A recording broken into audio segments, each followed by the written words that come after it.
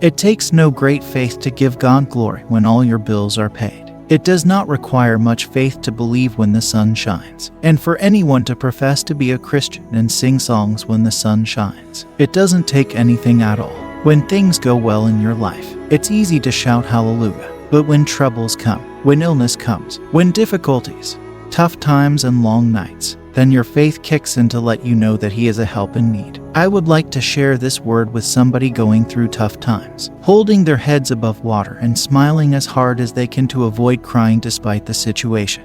You are trying your best to fulfill the requirements, but sometimes you feel as if you are taking one step forward and 2 steps backward. It seems as though your life isn't going the way you planned. And despite all your praying and calling on the Lord, it seems as if you're still suffering even though you're doing everything right. He will be there when we need Him. That's the good news. Certainly, He will be there for us when we need Him. In short, the fact that He hasn't gone through yet does not mean He is not going to come through at all. We will be able to get out in the Lord's time when He makes a way. He will get us out in His timing. Hallelujah. Is there anyone here who has ever had to go through a trial? You may have thought that the battle would never end for a moment, but as you come out the other side, you have essentially surrendered yourself to the mighty hand of God. My will is your will, O God. Whatever you want me to do, I give up, I surrender. My ways are your ways. My desires are your desires. My life is yours for the taking. You can take it and make it what you want it to be. This means that you can give up struggling at any time and God will always bless you for it. There are some instances where God has to take you all the way down before He can bring you back up again. When it appears that you cannot function without something you think is important to you, God may have to take it away from you to show that He is always with you. Yes, God is always with you. There is a purpose in what I say when I tell you that God can make a way in an impossible situation. There are situations where you say that there's no way out. There's no way through. Nobody will be able to help me in this situation. But that's when God steps in and says, "Put your trust in me because I can handle anything." But hold on, there's a part you may not want to believe. Some of us get into situations that have no other help, just to learn to lean on God. I believe that God enables us to experience that. Although I have probably said it 1,000 times, it is worth repeating. Whenever we have no choice left but to turn to God alone, we know He is enough. The moment we learn that God is enough is when we reach the point where there is no other choice but to fall on Him. In the face of adversity, only God can provide a solution. Yes, only Him can provide a solution. I am convinced that unseen hands are at work. You may not see them, but they are working. There are many plans that are not yet seen that are forming and unfolding.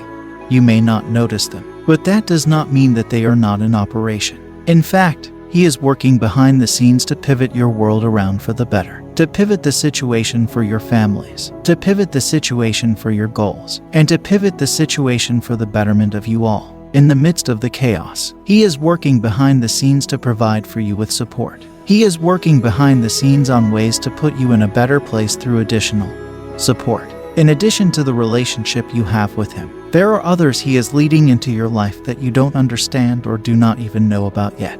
These are the individuals who will help answer your prayers and will become the answers to your heart's cry. It's like He is blazing a trail through the dead ends. He does not stop, even when the road seems hopeless. No matter what the situation may be, He is making a way. It's because of this reason a portion of Hebrews 11 insists so strongly that we should keep going. Keep believing, keep trusting, keep walking by faith, and never give up. It is when we trust in Yahweh that He will show us the way, even when it seems as though there is no way. Hallelujah. In the Bible, it says we are bound in every way and pressurized everywhere, perplexed in every way and suffering from affliction for no reason at all.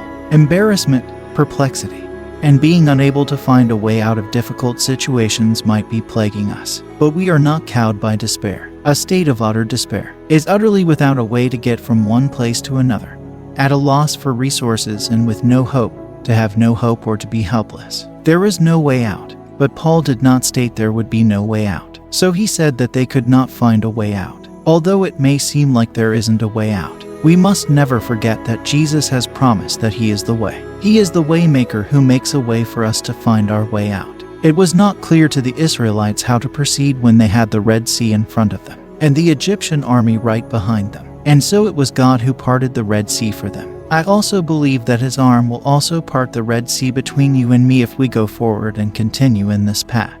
Oftentimes, when we feel back into a corner, our tendency is to look around for all of our natural resources to draw from. Our view is that we do not have any money. We do not have any knowledge in that particular field. We do not know what to do, and we do not have anybody to help us. That's a pretty big deal, isn't it? I don't know anyone who can help me here. It's all about you and God, and more than anything else, you and God are all you are ever meant to need to do whatever God asks you to do. The question here is, how are you going to win the race if you have a bunch of people cheering you on? It's nice to have cheerers, but we have to put up with them. It would be nice to have that. It would make me happy if I could have that. But if I cannot, then I can do without it. The problem lies in the fact that we rely so heavily on other people. We rely so heavily on people's feelings that we don't depend on God enough. We don't understand how big our God is, and we see Him as much smaller than we should. Remember, this is the same God who divided the Red Sea, even though we try to know how God is going to do it. The fact is that our understanding of how He does it is very limited most of the time. It was so far beyond our comprehension that it was even beyond our finite minds to comprehend. Therefore, the reason we think that there is no way is because we cannot find any way. Paul, however, didn't think like that. He said, "Look, we're in all this trouble. We're under embarrassment. We're troubled by all kinds of things and don't know what to do. Though we have been unable to find a way out, we are not hopeless. We will not give up. And yes, do not give up.